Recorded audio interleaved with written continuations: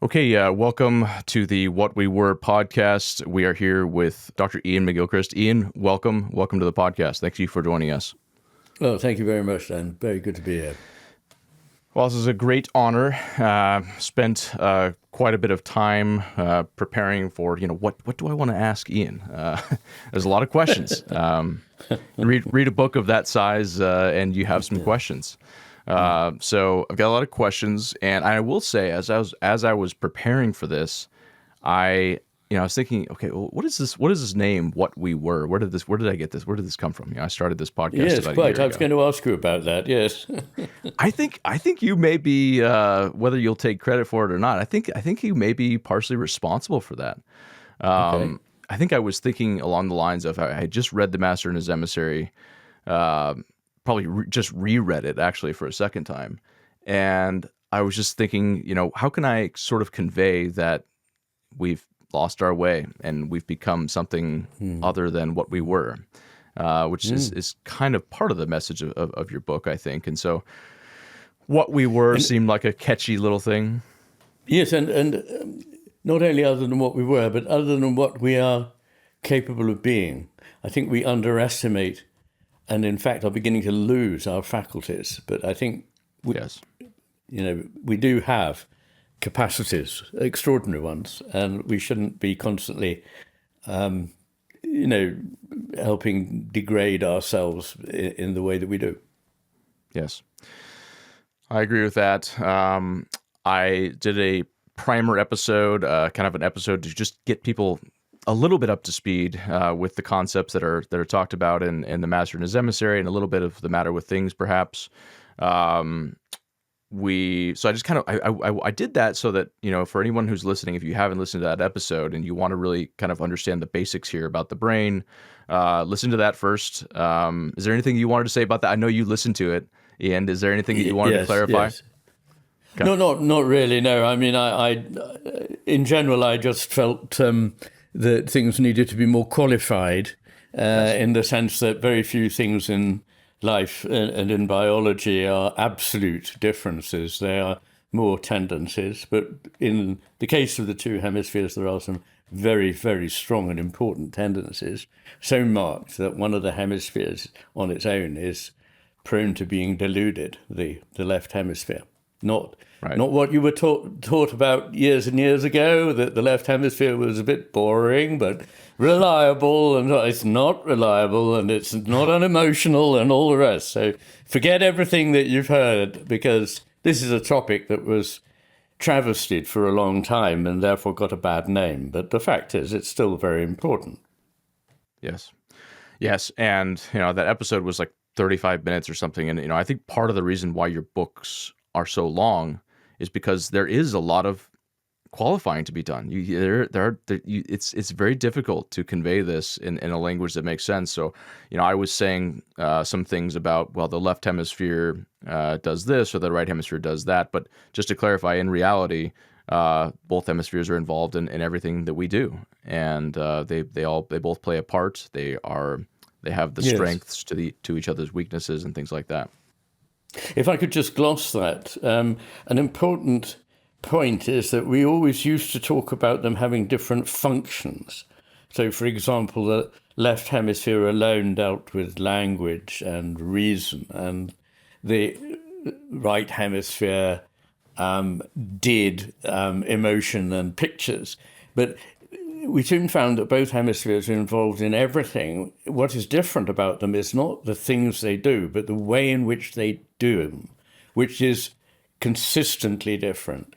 And that's where this matter of attention comes in, that the left hemisphere has developed to be the predator, the one that is quick and dirty, that goes for it and grabs it in order that we should have power over it and consume it, basically. Whereas the right hemisphere is doing the much more intelligent work, which is understanding the whole picture. So it's very different from what the old pop stuff used to say. Right. And that left hemisphere way of thinking has a tendency towards something called hubris, which I think was a word or a concept invented by the Greeks. And this is something that I wanted to ask you about. I think hubris is kind of misunderstood a little bit in our modern times. Are we misunderstanding the concept? Is it far more prevalent than we even realize? What are your thoughts on that? I think it's pretty much everywhere in the spirit of our culture. What it effectively meant was having false beliefs about what you were and what you could do. And in fact, challenging the gods was the original idea. And most Greek tragedies, in fact, I'd venture to say all Greek tragedies, have as their theme hubris followed by catastrophe. Catastrophe literally means falling down. And I think this has been the pattern with our civilization in the West a couple of times before, when the Greek civilization ended and then when the Roman Empire collapsed. And I think that we're at such a moment now where we vastly overestimate what we understand and what we really can do, and then tell ourselves that we are demigods. I mean, that title Homo Deus of that bestseller says it all. You know, we think we're God. Right. So I think that part of the misunderstanding of that concept, or just ignoring of it, the ignoring of its prevalence, has a little bit to do with the fact that it's generally applied to kind of very grandiose, large concepts. I think people sort of understand it as arrogance, essentially. I think it basically gets translated to arrogance, right? Which is that's part of it. I don't know if that captures the entire essence of it. But I remember, I think my first time hearing that word was, George W. Bush being accused of hubris for, embarking on a war on terror in the Middle East and starting a war in Iraq and things like that. And saying that, there's these weapons of mass destruction in Iraq and we've got to do something about it and they're after us and all these things. And he was accused of hubris. And, that's a very big concept. We're talking about wars. We're talking about, threats to American civilization or human civilization. But so we think of it in those large terms, but I get the sense as I read your book and as I just get a little bit older, a little bit wiser, hopefully, that that it basically is far more expansive than that, and that it's really just sprinkled into all of our conversations and all of our ways of thinking. And it seems to me that what it really comes down to is this thinking that you can know very much at all with certainty, and that there is actually very little in the universe, in the known universe, that we can know with absolute certainty. And everything else should have a qualification that follows it. I think this, I'm pretty sure about this, but I could be wrong. But new evidence could arise that may contradict what I'm saying. And we just never do that. And we're certain about, even sort of what we consider, I think, fundamental parts of science are provisional. I think you said somewhere that truth is always provisional. It's always evolving. It's always unfolding. So is there more to it that we're not quite understanding? Well, there's a lot one could say, but I think the distinction I would make with common or garden arrogance is that hubris is a spiritual failing. It's the belief that you are basically God, that you can do what you like and get away with it. I think that is one of the, as you get stupider, you think you're brighter. There's something called the Dunning-Kruger effect in psychology that means the less you know, the more you think you know it all. And we used to know a hell of a lot more than we know now. We've forgotten a great deal, including the whole realm of the spiritual, in fact. And it doesn't bode well that we think that we are the arbiters of things in the place of the divine. So I think that is a basic problem in the way we think about ourselves. And I see it seems like what I'm noticing, and I especially really as I've done this podcast for just a year, I'm coming on this podcast, I'm expressing opinions, and these are opinions based on information that I've gathered, experiences that I've had, and things like that, and I'm very careful about where I really plant my flag and say things with a lot of certainty, but it seems like in our culture, certainly in Western culture, passion is highly valued, and everyone wants to be passionate about this or that subject, and everyone has passionate beliefs. But it seems like the more passionate you become, and the more certain you are about your pronouncements, the more difficult it is to revisit them.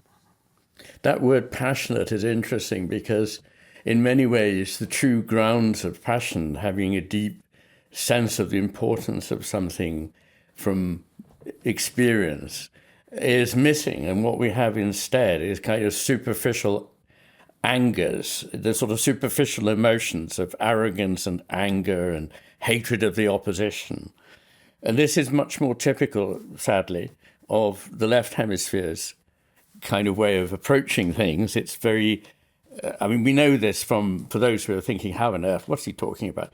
We know an enormous amount about the difference between the hemispheres from things like accidents of nature, where people have a hemisphere badly damaged or have a stroke or whatever, but also now you can isolate one hemisphere at a time and so on.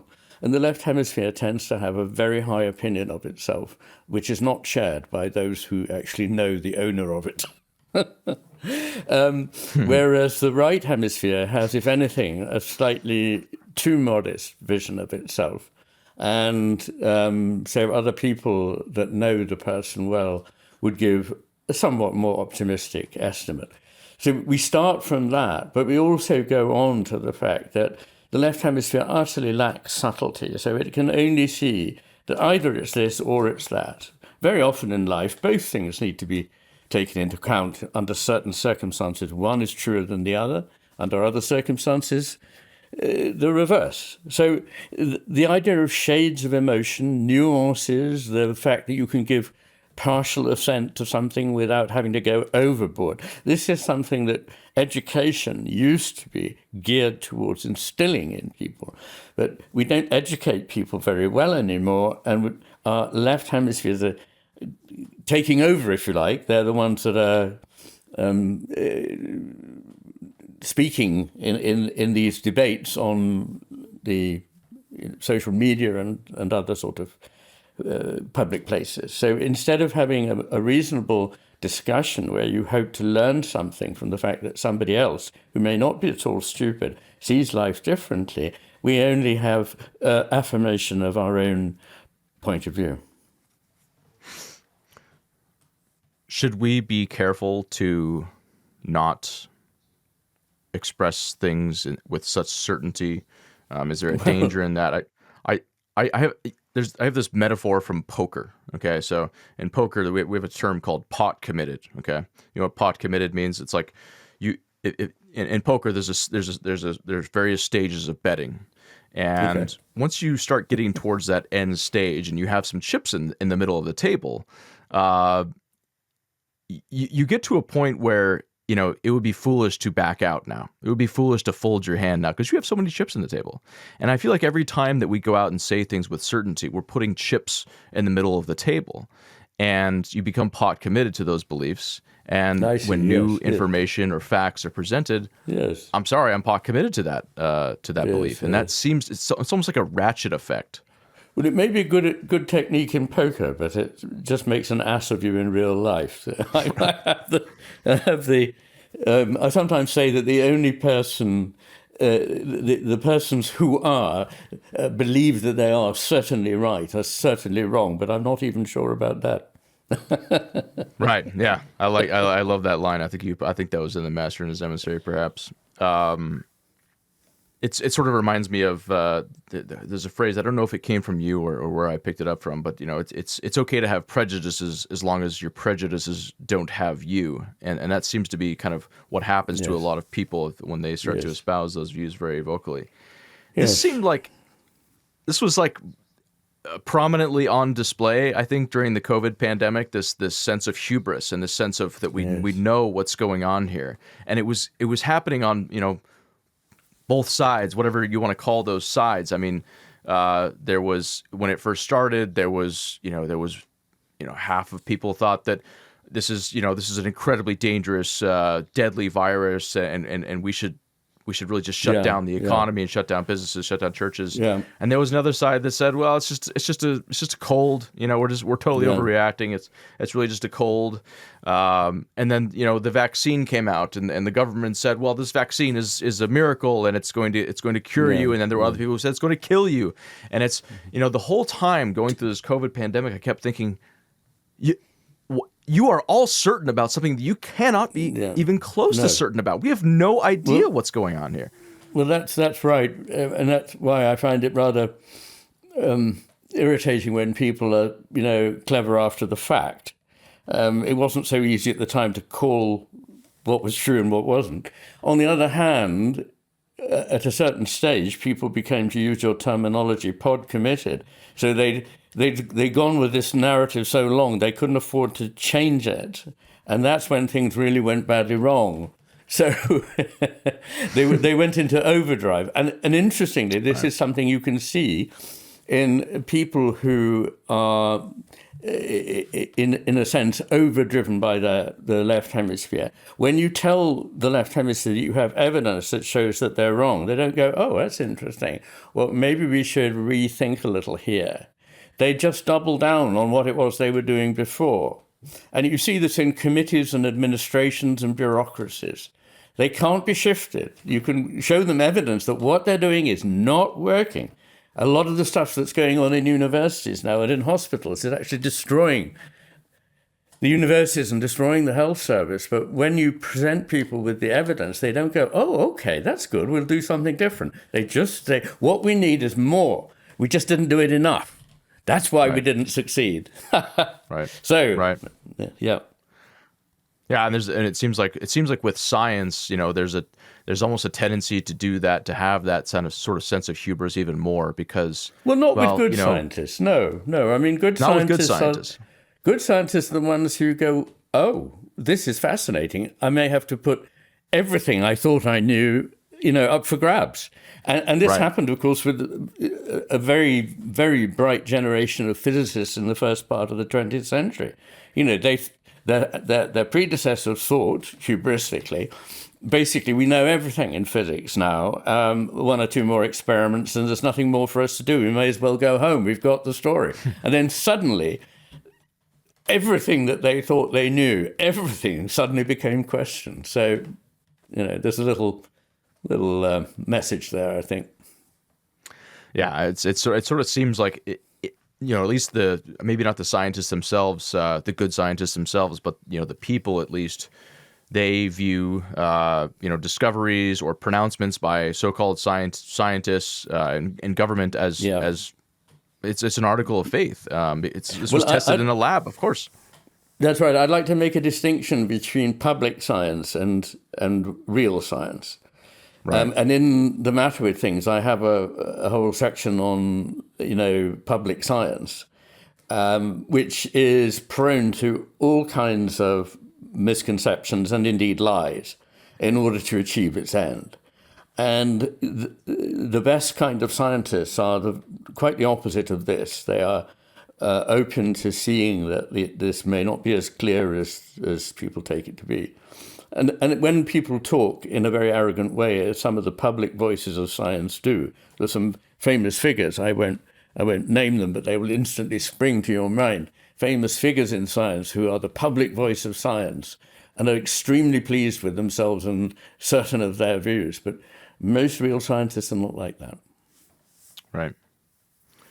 There is, and it's what's funny to me about the whole concept of hubris is that it's all about this. There's a consensus of certainty. I think even in neuroscience, correct me if I'm wrong, but isn't there or has there been kind of consensus of certainty that the right hemisphere is really kind of the inferior, kind of the secondary hemisphere to the left hemisphere? That's sort of been the consensus of late, hasn't it? There was, not of late, I think, but there was, certainly up until, well, probably the 70s. They used to talk about the minor hemisphere and the major hemisphere, the major being the left, the minor being the right.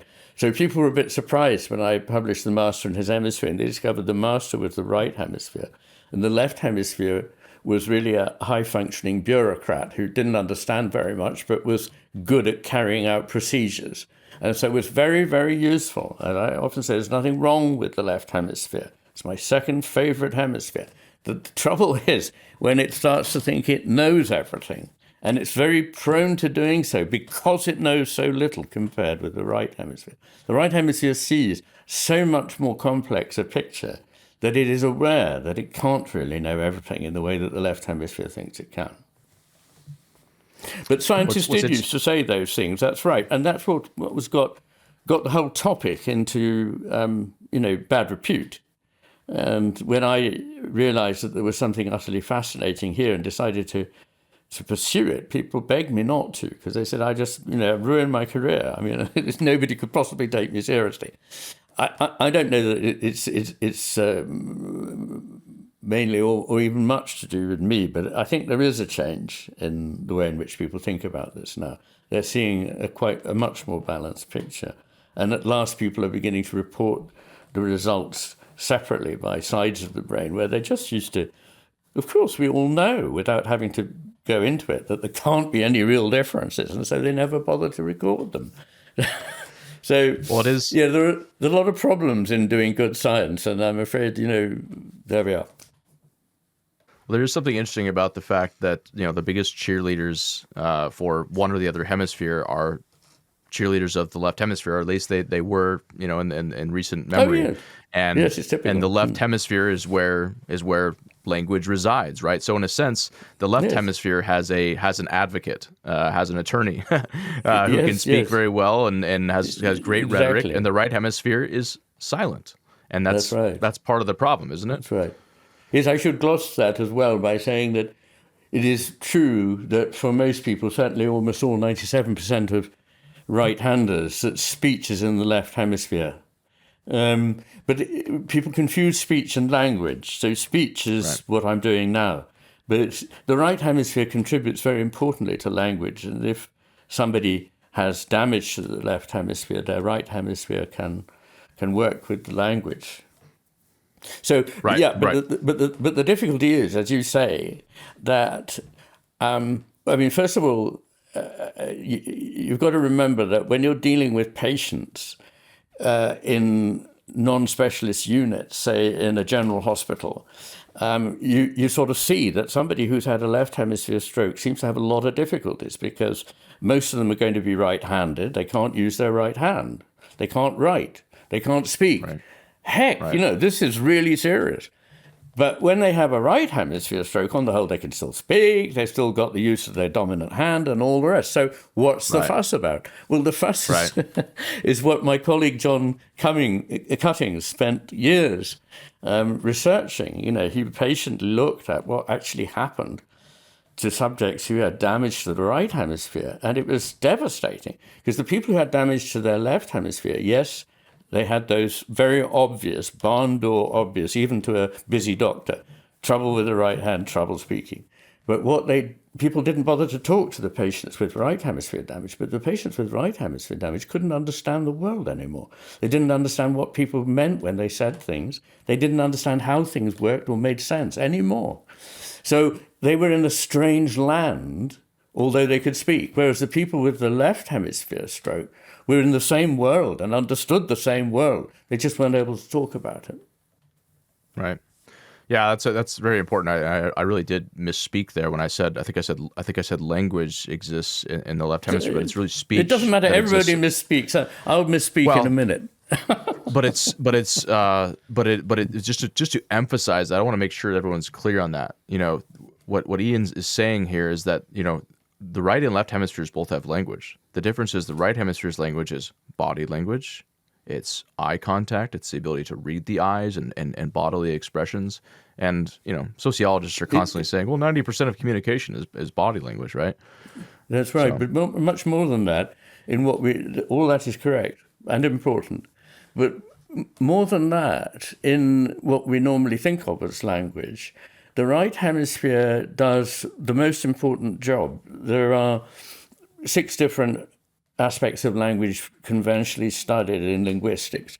But the most important, in a way, is pragmatics. Pragmatics means understanding what this person really means, which may be actually the opposite of what they seem to be saying, because you see the tone of voice, and they're able to understand things like metaphor, which is the basis of an understanding of, actually, of all language. Lakoff and Johnson have written about this eloquently for years, that basically all language is metaphorical in origin. Even words like abstract and material are actually based on, in the case of abstract, the Latin roots are dragging something away. That's very material. And material comes from a word which originally means mother, and also the wood out of which we fashion our houses and so forth, we used to. So these words are all really based on metaphors, and the language of science and the language of philosophy are particularly heavily dependent on it. So the left hemisphere understands poetry, myth, ritual, narrative. It understands a narrative, get this, better than the left hemisphere. So if somebody has read a story and they've only got the left hemisphere to go on, they won't get the shape of the story. Instead, they will narrate a lot of incidents, putting all the incidents that look rather similar to one another together. Although, importantly, in the story, they're in completely different places. So it categorizes like with like, whereas the right hemisphere sees the overall picture. So the right hemisphere is always the one that sees the whole, what in German is called the Gestalt, which is a word we don't have, but we've borrowed it, but it means something about the whole that is lost when you try to account for it by the parts. Right.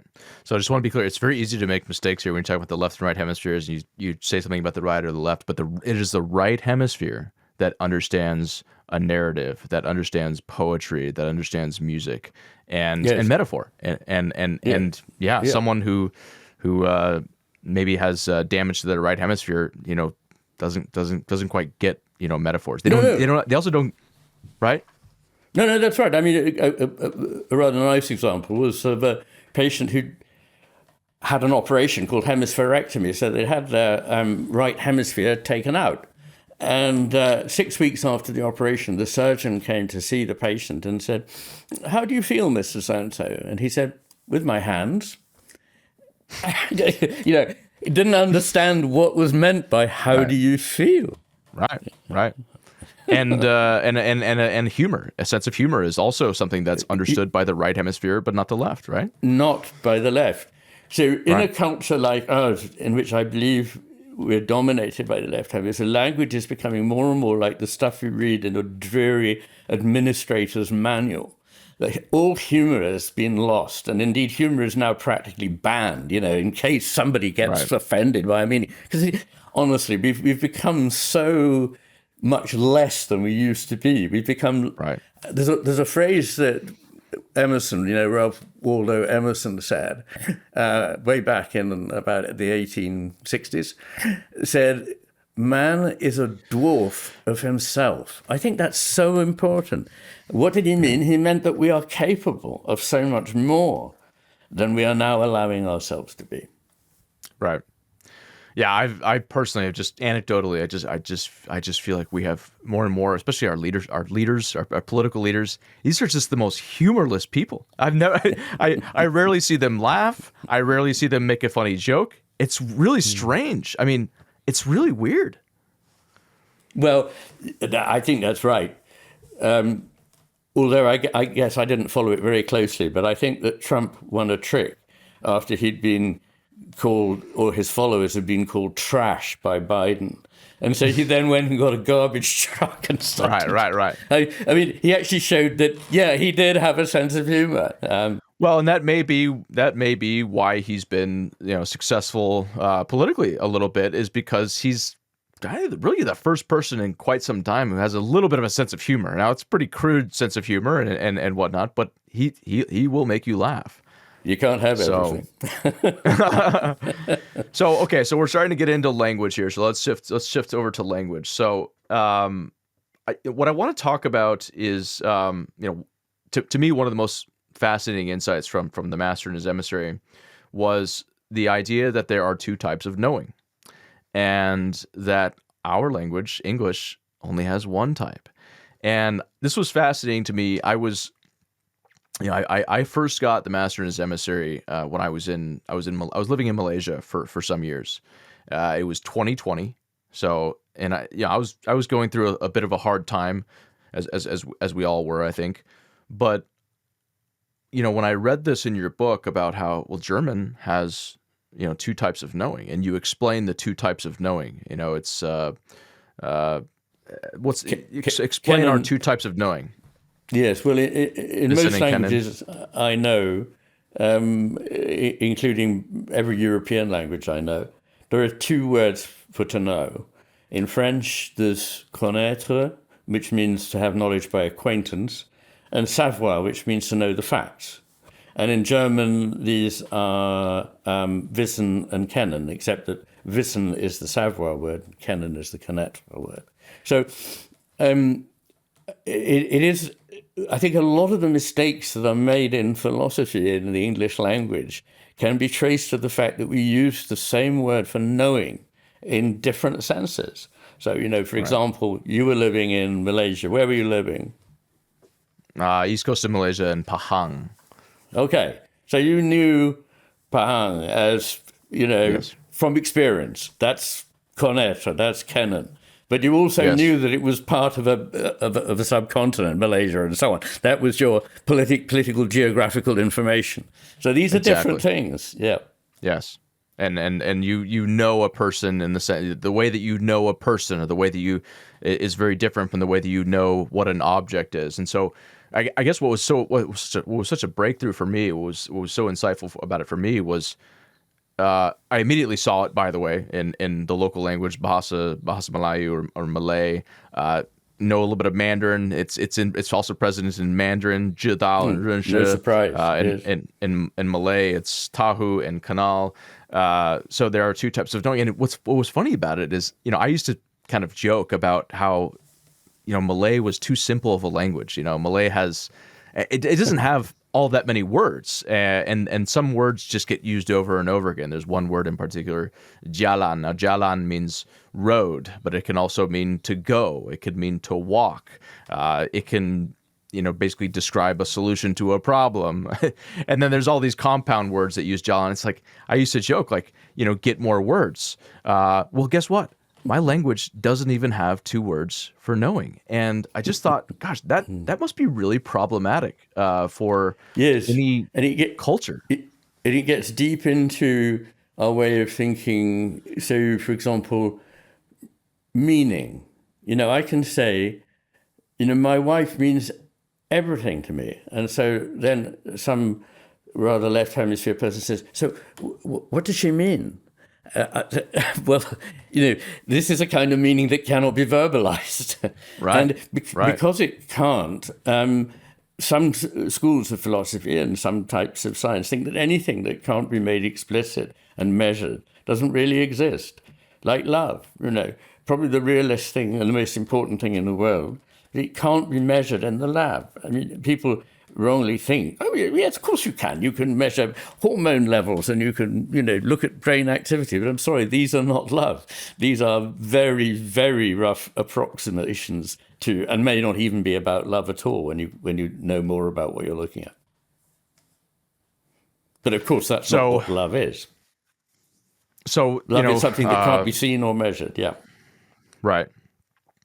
So basically, language, this kind of gets to the importance of learning another language, because you sort of know these concepts on a deep, kind of a spiritual, bodily level, but we don't have words for them, and it would be helpful to be able to name them. I wish that, honestly, I wish there was. I don't know. I wish we had a board that could, a government panel that could come together and say, look, we've come up with a second word for knowing. And here's when you should use this word. I mean, that seems like it would be useful.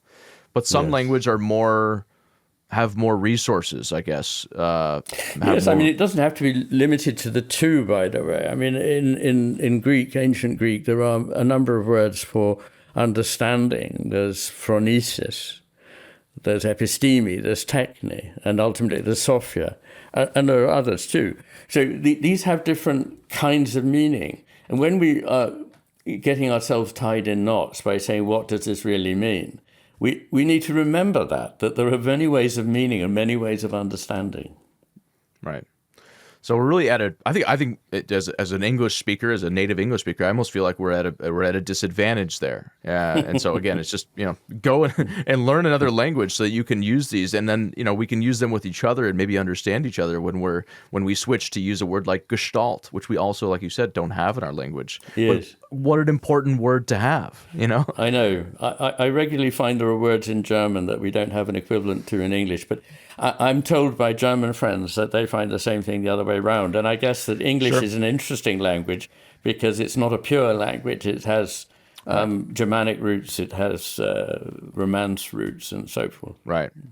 Yeah, it's interesting because I think English actually has more words than German, and yet, such an important word was left out. That's kind of funny. It's difficult to know in German how to count words because you can make new words by sticking other words together. Okay, that's a perfect segue.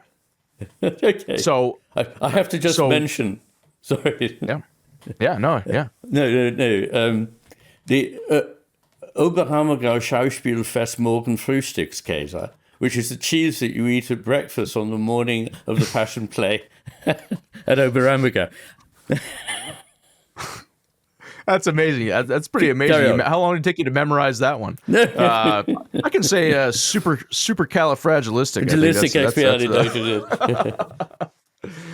Okay, so, but that is a perfect segue. So first of all, not all languages are created equal. There are words that are missing in English. There are probably words that are missing in German, as Germans would say themselves. So I think it would sort of behoove us to go out and find those words for concepts. And this makes me think about the scalability of language. And, what I see is happening, what seems to be happening to us is that we have more and more things coming into existence because of technology, because of greater visibility into nature and all these things. There are many new things coming into existence all the time. New apps, new, just things, concepts, social concepts and things like that. And I find that we don't have the words for them. And I also find that even if we wanted to, get together and come up with the words for them, it's not as simple in English as it is in, like you said, German or in Chinese, especially, to just combine two words. It's not that simple. What do you say about, in Chinese, one of the most fascinating things about Chinese to me is that every year I talk to my Chinese friends, and I'm not fluent in Mandarin or anything, but I know a little bit of Mandarin. I know enough to see sort of the value in it and the value that maybe is not existent in English. But when I talk to my Chinese friends, every year, one of the questions I like to ask them is what new words are out there in the ether in China? Yes. And they have new words constantly coming out in China because you just take one character and you add it to another. And if enough people agree to start using it, it's a new word. Yes. We don't have that. So what do you say about the scalability of languages and really the lack of scalability of English? What does that pretend for us? Well, I suspect that, I don't know, but I suspect that what you mean when you say the new words, these will be words for new things that we've invented. And as you know, I've written a book called The Matter with Things. I think there's a problem about our obsession with things, especially with the new things we just happen to have cleverly made. Right. And I wish that we weren't at the same time losing words. So I think people, at least in I think in this country and in America, have a more limited vocabulary now than their equivalent 50 years ago or 100 years ago would have had. And one of the things that I remember learning at school was the richness of the language of ordinary unschooled folk. In Dickens, you often find people speaking in a very colourful way. And And you think, sort of, could people really be like this? But you may know Henry Mayhew wrote a huge book called London Labour and the London Poor. And he went and spent time with the different groups of society, the poorer working men.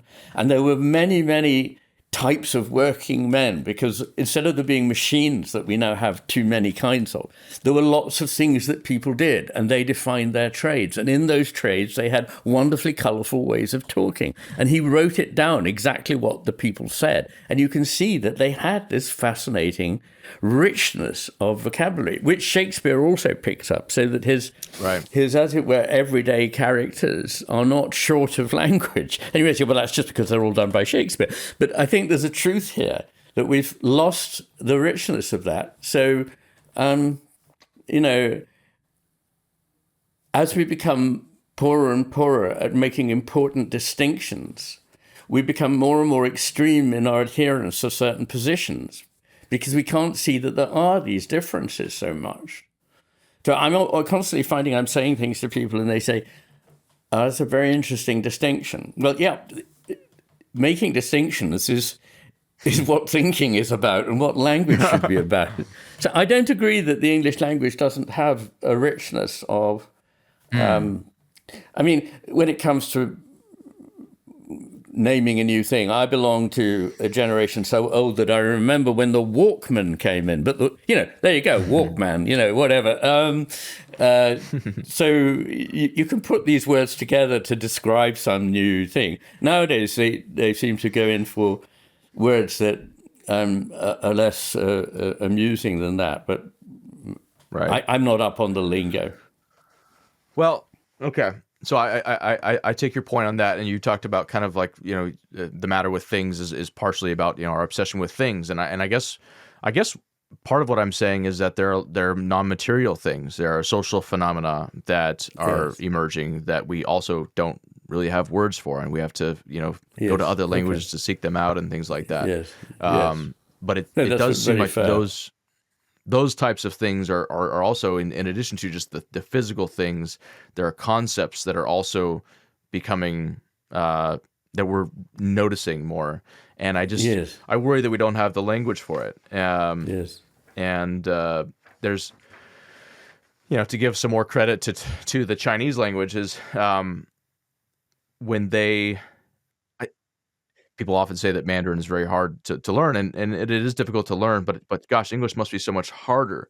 There's a word in Chinese called so words in Chinese can often be descriptive, not just like the actual character, which you can sort of see, maybe something that might illustrate what it's referring to, but also in the actual combination of characters. So one of my favorite Chinese words is wu hua guo. Now, wu hua guo is the word for fig, okay, like the fruit, fig. Now, wu hua guo, now it's 3 characters, and if you break that down, what that means is without flower, fruit. Now, that tells you something instantly about the fig. The fig happens to have a flower. It has a flower. It's not without a flower, but it has a flower that is basically hidden. It's encased inside of the fruit. And actually only like a very special type of insect can pollinate figs because they get inside of the flower. But just by knowing the word for fig, you know something about the fig.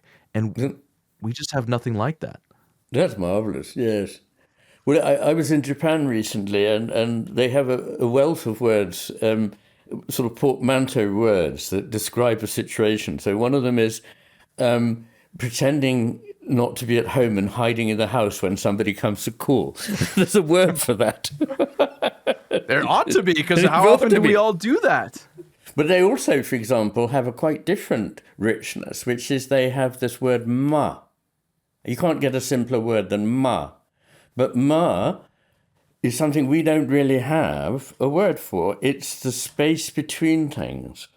Now, for me, that space between is, in so many senses, essential to everything, to the visual apprehension of things, but also the spaces between our words and the gaps where we're silent. There is very much that is pregnant there, if you see what I mean. So, and of course, the womb is in fact a space with ma. It is largely empty, and we misunderstand the word for emptiness that's often translated from Eastern sages, shunyata, as meaning emptiness in the way that we mean, like there's just nothing there. But it doesn't. It means that there is a space there ready for something to be born into. Yeah, perfect. Another word that we need that we don't have. So again, Yes. I guess the answer is go learn foreign languages. And Americans, unfortunately, are just not. We don't do that so much. I wish we would. But okay, so thinking more about language, going back to Malaysia, my time in Malaysia. So again, so much of like what I learned in the Master's Emissary was colored by my experience in Malaysia.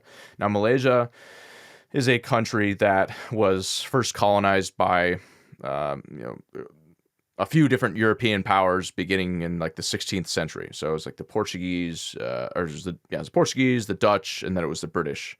And from the Portuguese to the Dutch to the British, there was beginning with the Portuguese, I believe, there was an effort to Romanize the language, to basically create to give their language a Latin alphabet. Okay, so at that time when the Portuguese came, the script was called Jawi, which is it basically kind of looks like Arabic. It's a little bit different, but it's kind of flowing and beautiful. It's read right to left, right?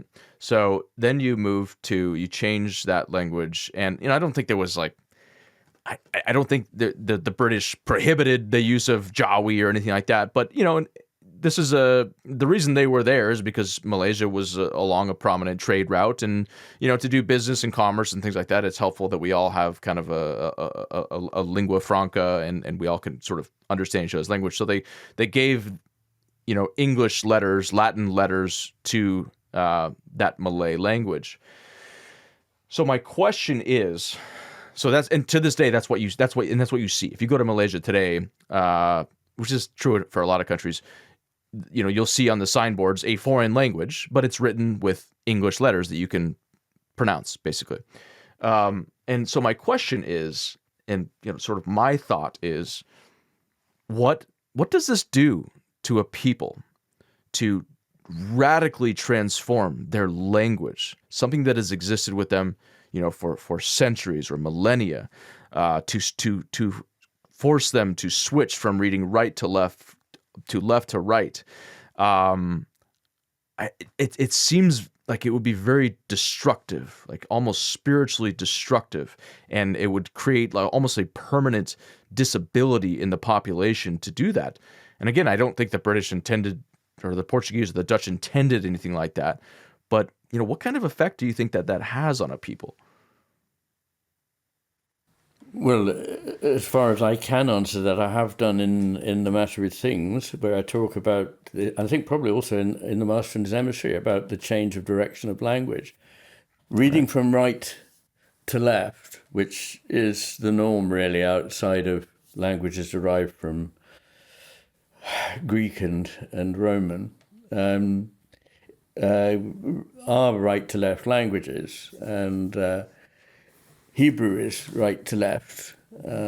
Chinese originally was right to left. I think it may actually now also be written left to right as well. I don't know. I think something happened with the publishing of newspapers. And also, of course, it was top to bottom. Right. And then it becomes a transverse. So all these things do change the way in which you attend. But there's more than one question latent in what you say, because there's also the question of the difference between an ideogram and an alphabet. The Roman alphabet is spelling out sounds, whereas ideograms are ideas, if you like. They're already a concept. and as you say, they may or may not actually illustrate that concept in some way, figuratively. So it's a much more figurative way of thinking. And I was told by somebody who was probably the chief rabbi who liked my work, Jonathan Sachs, that in Hebrew, because there aren't vowels, I think I'm right in saying this, that when you're reading something, you have to be able to see the context in order to know what the word actually is. So some of what is there, you have to supply, is basically what I'm saying. It's not given to you. And that makes the context very, very important. Now, one of the problems for the way people think in the West now is that they start from the idea that there is a word, and the word has a fixed meaning, and the context is only of secondary importance. But the context is of primary importance, because in a different context, a word can mean exactly the opposite. It can mean, for example, I take the example of cereal packets in America. There are 4 sizes. First of all, there's jumbo, which means very large. And then there comes economy, which means large. And then there comes family, which means medium. And finally, there's large, which means small. So words change according to the context, and they also change according to the tone of voice. If you say something and I go, yes, or you go, yes, you tell I'm meaning something completely different. So all this stuff is very important in language and can get lost sight of. Right. Perfect. So the next thing I wanted to ask you about is empathy. Now, empathy is another capacity of the right hemisphere, primarily, right? It's yes. Is that safe to say? Empathy seems to be in short supply these days. If you're asking me, what would you say about that? I agree with you. I think it's one of the major things lacking from public discourse is the ability to be able to understand what the other person, why they're saying what they're saying, and not to necessarily judge them for it, but instead to be compassionate. And empathy is really it literally means to feel your way in. And it's that capacity we have to think, what is it like to be this person? And, that is an incredibly important skill. And it's one that really begins fairly late in mammalian evolution. Dogs have learnt it from being around human beings. And monkeys and apes have it to an extent, but probably mankind has the greatest capacity for empathy. But it is very much underwritten by the right frontal lobe, which is the dialogue between the right frontal lobe in the mother and the right frontal lobe in the infant, which enables the infant to feel safe, to learn to grow, and to be independent without feeling that it's somehow been abandoned. So the options aren't either I'm fused with the mother or I'm lost from the mother, but I'm there with the mother and she's helping me be an independent person. So that skill, which you see almost instinctual in mothers when they're with their infants, is instinctual for most women. They are able to do this, and the child learns this skill through that bonding with the mother.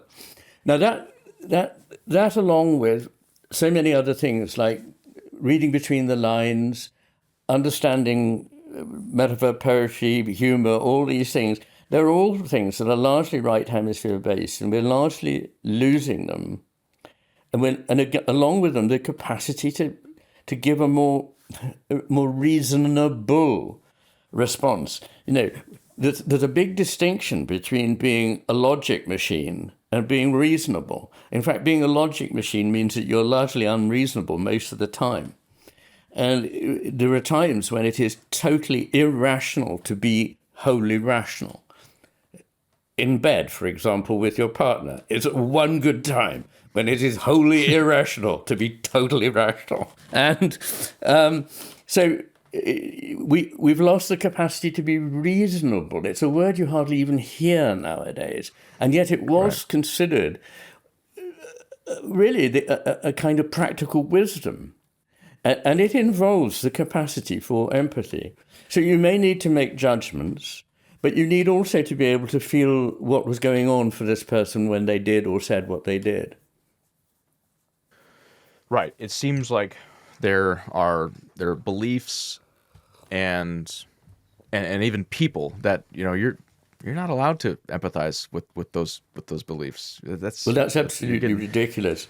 It just shows how small-minded you are. I well, mean, not and, you and personally, but I mean, people right, who are like that are simply yeah, they're dwarfs of the human being, as Emerson said.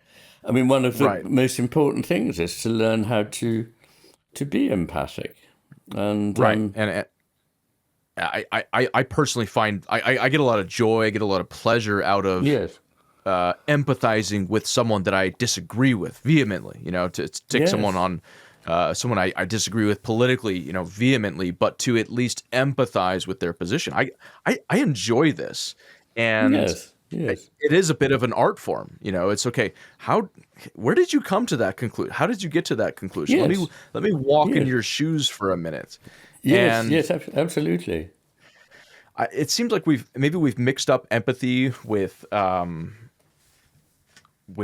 agreement or something like that. So if you empathize with someone or some Oh, even historical figure or something, you're agreeing with them. No, everybody has to, yeah, exactly. You may find that the things that were said or done by a certain figure were not ones that you would approve of, but you can see that people are complicated, and you can maybe see why they took the line that they did. And we're not all so brilliant that we can't learn from other people.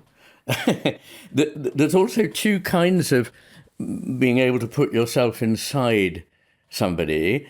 And in psychology, there's this rather unfortunate phrase, theory of mind, because it isn't really a theory of mind. But what it means is that you understand that what's going on in your mind and what's going on in the other person's mind at the moment may not be the same. So, right, for example, a squirrel may see that it's being watched while it's burying nuts. So it pretends to bury nuts, but it doesn't bury them. And then when the other has gone, buries them somewhere else. So that is a theory of mind that already even an animal like a squirrel has. He or she doesn't know what I know, and vice versa. But that is something the left hemisphere can do, and it's useful for outwitting somebody. So psychopaths can do this. They can see that what this person thinks is going on is not what I know is going on. But that is quite different from empathy, which is where you are able to fully enter into and understand that person's position, that person's being, in fact. right. Yeah, so it does. It seems like there's certain people, there are certain historical figures and things like that where if you go anywhere near empathizing with them, we have a term we use in the West, terrorist sympathizer, right? And it Okay. would probably sound kind of funny to say if someone is a terrorist empathizer, right? But in a way, I think a lot of the people who get labeled terrorist sympathizer, I think Noam Chomsky was labeled a terrorist sympathizer because he said he understood why people in the Middle East weren't so happy with Western countries. So he's a terrorist sympathizer. I wonder if it might be more accurate to say he's a terrorist empathizer and that he can empathize Yes, you've just with the raised plight of those people. you've just raised an extremely important point, which is that it is one thing to approve and another to understand. So you may Right. understand why people do certain things, but disapprove of it violently. You may say, look, Exactly. I don't care how much you feel this, this, and this. I understand that's what you feel. You cannot do this and expect people to approve of Exactly. it.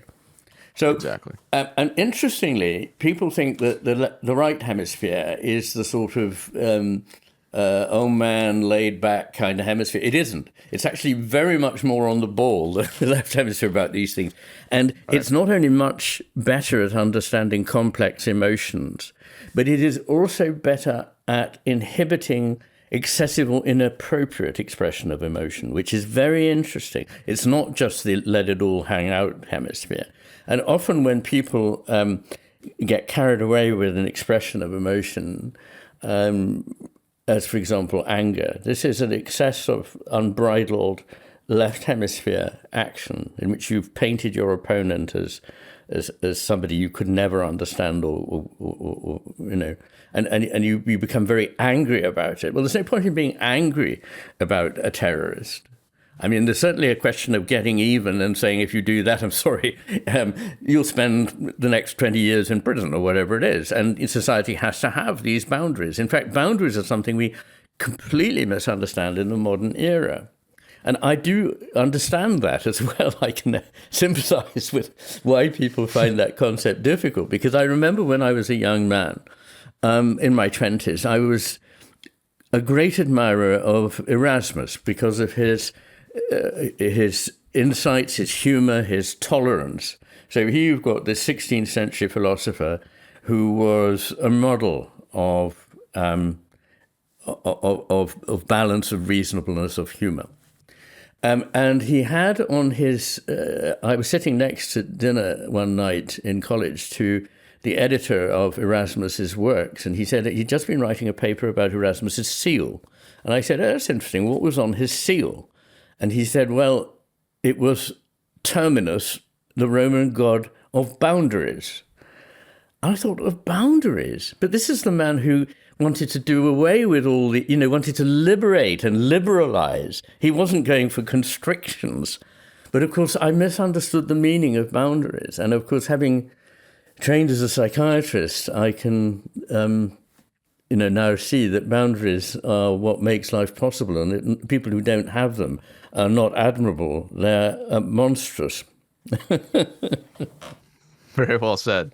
Yeah, I think I try to practice, and probably a lot more since reading The Master's Emissary and The Matter with Things. I try to practice radical empathy, and it'll probably get me canceled one of these days because I'm going to empathize with the wrong person. Oh no! Just be advised. You can empathize with anyone, and I don't have to name names, but there are historical figures that you can empathize with on some level in order to understand how they got there. And in fact, that's the way you're going to prevent some of the more unseemly figures in history from coming back, is if you understand how they got there. And if you don't understand it, or you refuse to understand it, those people and those beliefs will come back. And I fear that we've in the West, we just have we have blinders on, and we just say, okay, we're just going to sort of pretend that these things didn't happen, and we're just going to paint these people who we consider evil as evil and put them over there, and we're not going to try to understand them at all. And that is really a dangerous thing to do. Very dangerous.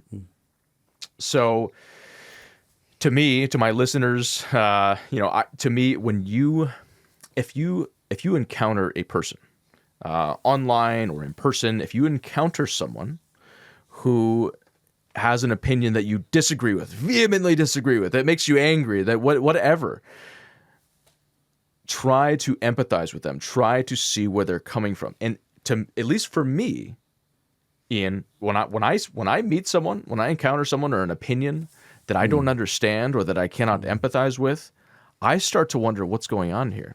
So I'm not understanding something, or they're not articulating themselves well. But I could disagree with them all I want. But if I can't empathize, something's not quite right. Well, anger again is very often associated with your own vulnerability. You basically become angry because you feel vulnerable. And so it says a lot about you. And actually one of the important things to learn in life is that when people are aggressive and hostile and say silly things, this is as much about them as it is about you. So one more small topic here, if I could, is asymmetry. Oh, gosh. Yes. Saving the best for last. Yes. Oh, wow. Yes, what do you want to know? How much time do we get? Yeah, quite. Okay, so here's what I'd like to know. First of all, I don't know if I covered this in my primer on what I call McGilchristian thought. I don't know if I'm the first person to coin that or not, but I'll take credit for it if it hasn't been.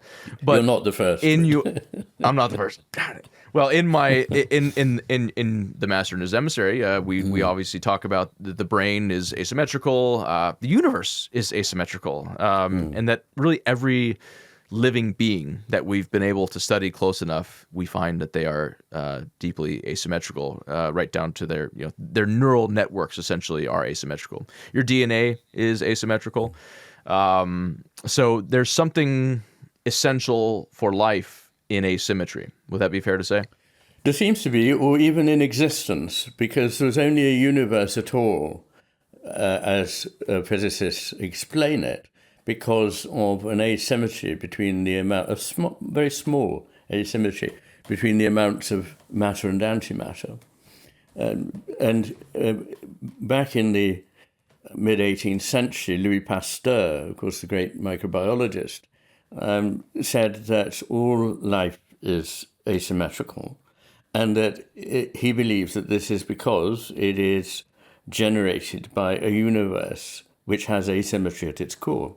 And about 40 years later, Pierre Curie, the French physicist, said exactly that the universe is essentially asymmetrical. There are things in the universe that appear to be symmetrical, but they don't matter. What really matters is the asymmetry. And we thought that at the core of things, it looked like the building blocks of the universe were all symmetrical until we discovered in the 1950s, some Chinese scientists discovered that the weak interaction is in fact asymmetrical. So there you go. There is this asymmetry, and it's a very fruitful topic, and I don't really know what to say about it. But if people are interested in exploring it, it's a bit of a cheat, but I do have a lecture on the internet called Asymmetry and Asymmetry, which I gave as part of the course of Sophia lectures at Ralston College last year. So if you look up Sophia McGilchrist Asymmetry, you'll probably find that lecture. But one of the things that I feel very strongly is that the universe is not static, and symmetry has different meanings. It has the everyday meaning that we mean that if you look at the reflection of it, it's not the same. In a mirror, it's different. But in physics, symmetry means that if something obeys the laws of symmetry, it's unchanged by an operation. So in fact, stasis and symmetry go together, and change and asymmetry go together. Asymmetry is generative. Symmetry causes stasis. And although there is a place for stasis in beauty, it's essentially more creative where there is asymmetry. And I illustrate this in the matter with things with pictures of two buildings. One is a Palladian villa called La Rotonda, so 16th century, made by Antonio Palladio, and it's in the Veneto in Italy. And the other is a building based on it by Jefferson at Virginia University. I may have got the name of the university wrong, but it's in Virginia. And what's interesting about the original is that although it is symmetrical, it has subtle asymmetries built in. So it has living human figures that are not symmetrical. It has, right in the center, it has the picture of a goat, which is a reference to the Capra family who commissioned the architect. But the much later, the 18th century library is beautiful in its way, but it's completely devoid of any element of asymmetry. And it has in the center a clock. And what I think this points to is that we find symmetry a little bit less living than asymmetry. And it's for this reason that asymmetry is preferred, actually, by humans. You hear in pop science that one of the ways that animals choose their mates is because they prefer symmetry, because it suggests that there has been no injury, no damage, no impairment to this being. And that may be true for many creatures, but it is not true for humans. Humans don't find symmetrical faces more attractive. They find asymmetrical faces more attractive and more alive. And the symmetrical faces look uncanny. They sort of occupy the uncanny valley. They are kind of like, what is this? It's not real. It's an automaton. And that's, I think, one of the things that's hinted at in that amazing poem by William Blake, tiger, tiger, burning bright in the forest of the night, what immortal hand or eye could frame thy fearful symmetry? So, yeah, very, very interesting topic. An inexhaustible topic. I could have called that book about asymmetry. But there we go. Well, you said something interesting. So University of Virginia, a university, they recreated this asymmetrical structure. But and you talked about how humans are. But they made it symmetrical. Is my point. They made it symmetrical, right? And so, and yet, like you said, we're more drawn to. We feel more comfortable with asymmetrical. So, although there is this innate desire or this innate longing for the asymmetrical, we appear to be making everything that's asymmetrical symmetrical. And you look at the shape of our buildings and our roads and the layout of our cities and even just like zoning and things like that. Everything, standardized testing, everything has to be symmetrical these days. One of my favorite sport is baseball, and in baseball, the league is Major League Baseball in America, and Major League Baseball used to be divided into two leagues. Actually, it was the American League and the National League, and there's always been, from the very beginning, because there were two leagues that joined together, there's always been some differences in the rules. The rules are just slightly different. Yes. And that's okay. And when they come together and compete in the championship game from either league, they just, depending on who's playing home, they go with whichever rules of the person who's playing home. Well, starting in about 1997, they started to get rid of this asymmetry between the leagues. And today there's no asymmetry. The leagues are exactly the same. Okay. So why are we doing this? Why are we rooting out asymmetry when we find it? See, I would make a pretty big distinction between standardization, which I think is what you're talking about, and geometricization, which is what you're talking about, the layout of cities and so on. I'd make a big distinction between that and symmetry. And I'd also like to make the point that some modern architecture deliberately espouses asymmetry, a lot of it, in fact, the better pieces. But also I want to put in a word of, qualification about symmetry, because I don't want people to think that I don't recognize that symmetry can be very beautiful. Symmetry in architecture can be very important. But often when you come to look at it, it has been subtly varied in some way by the architect so that there is more life in it than at first glance appears to be there.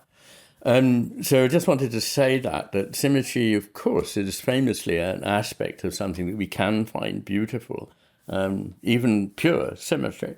But it's not really the biggest worry. The big worry in our life is abstraction, standardization, and geometricization, by which I mean espousal of straight line grids.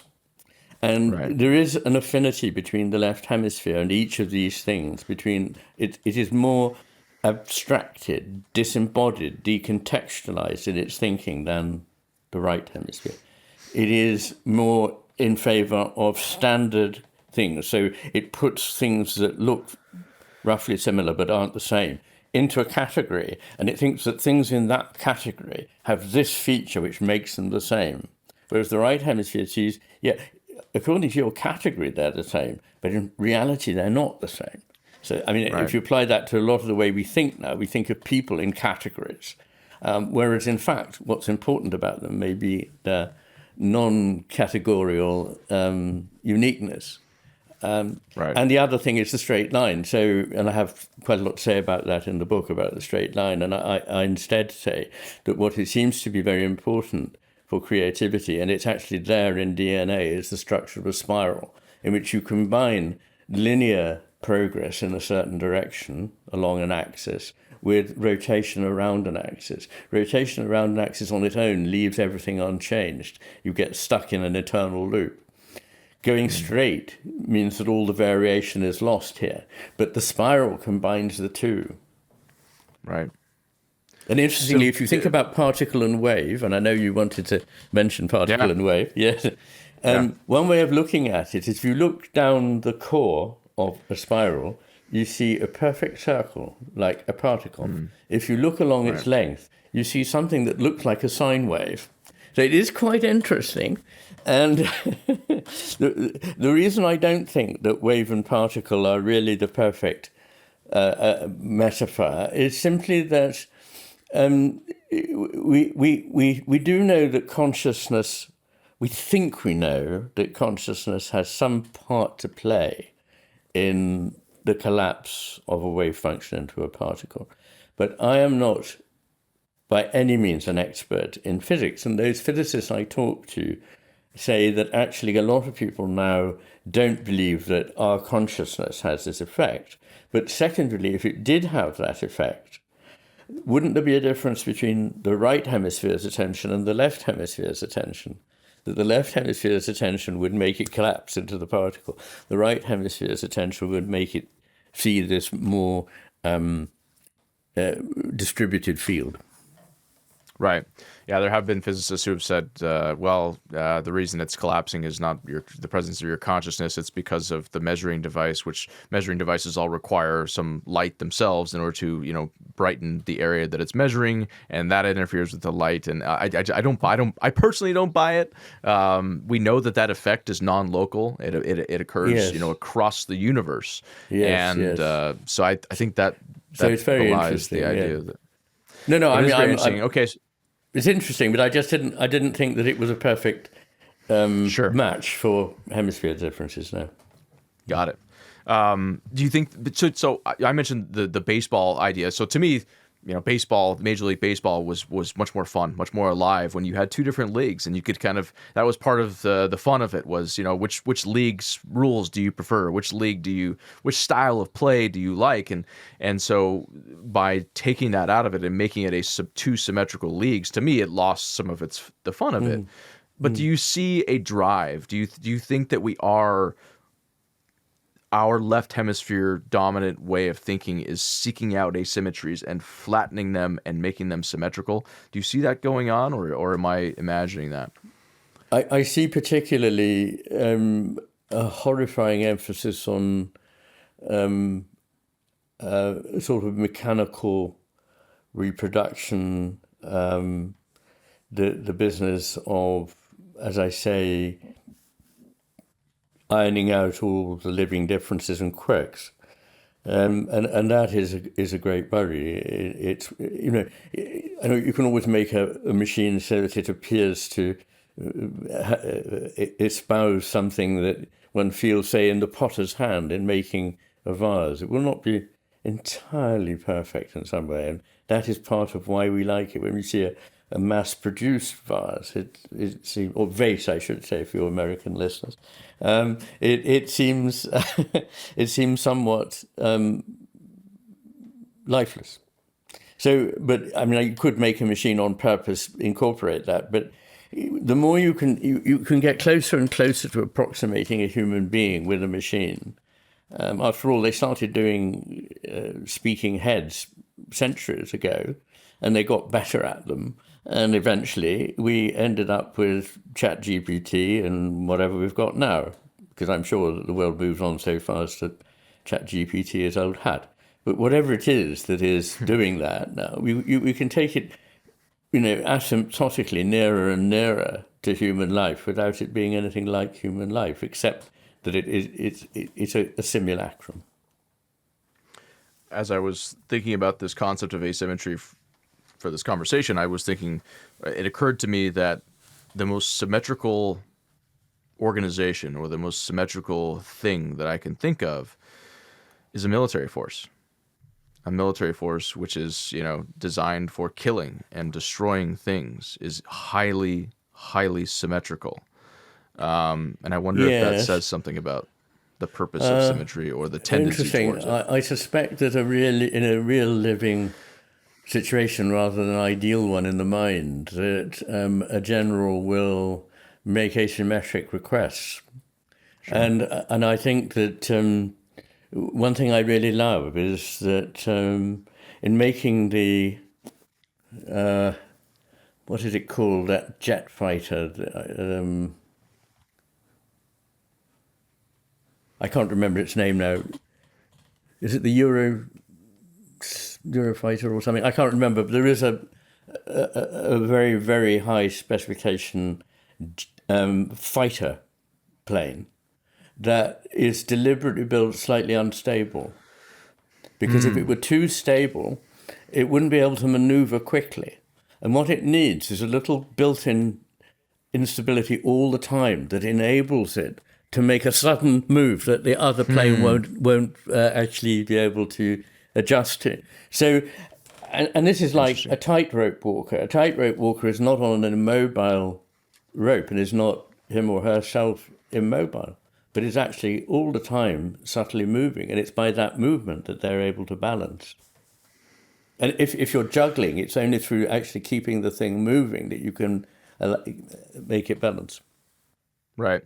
Yeah, I guess I was thinking more and just sort of the sense of being of a military. A military is very uniform. It's Yes. when you watch a military march, they march in straight lines and they turn in unison together and things like that. And Of course. it's the mentality that gets bred in a military.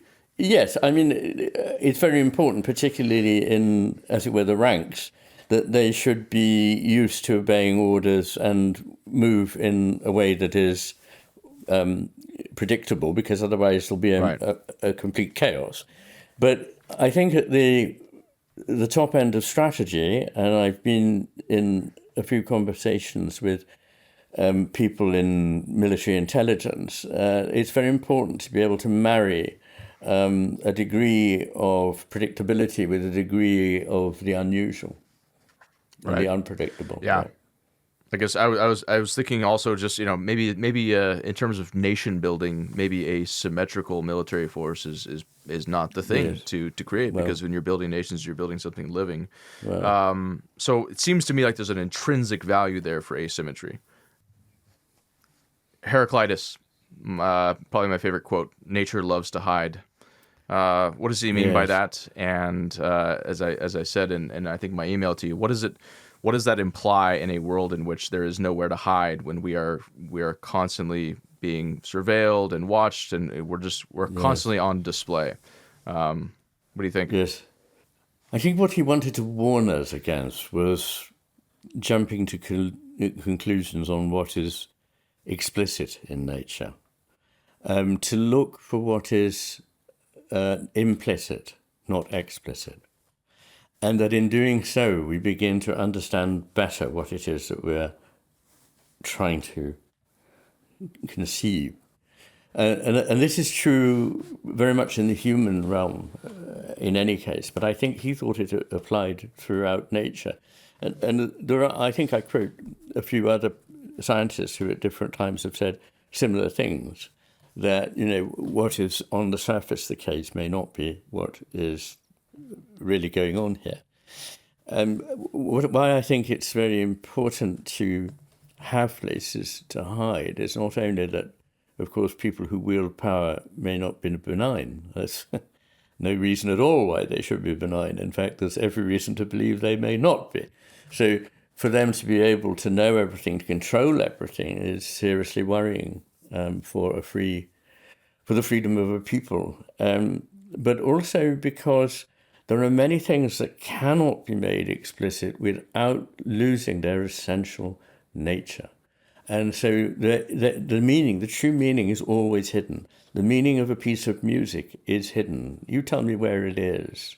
This piece of music has meant so much to me over my lifetime. What has it meant? There is no answer to that question, because what it means is not explicit or explicable. And the same is true really of all art and of religion, of the sense of the sacred, of all these things that are sensed as important but cannot be explained in everyday language. So those are just a few thoughts on why it's very important to maintain the area of what is hidden. And indeed, I'm a bit of a foe of, I think there has to be, as in everything, a balance point about what's the catchword now in management? Transparency. Okay. Because sometimes it's actually a lot of the time being transparent is important, but some things can't be achieved if everybody is completely transparent. And that means things that are good, not just things that are Machiavellian. So a degree of it is obviously very good, but taking anything too far is bad. Freedom is wonderful. Total freedom is anarchy, and it soon collapses into tyranny. So, there we are. Dr. Iain McGilchrist, thank you for joining us. Thank you very much, Dan. Been a pleasure.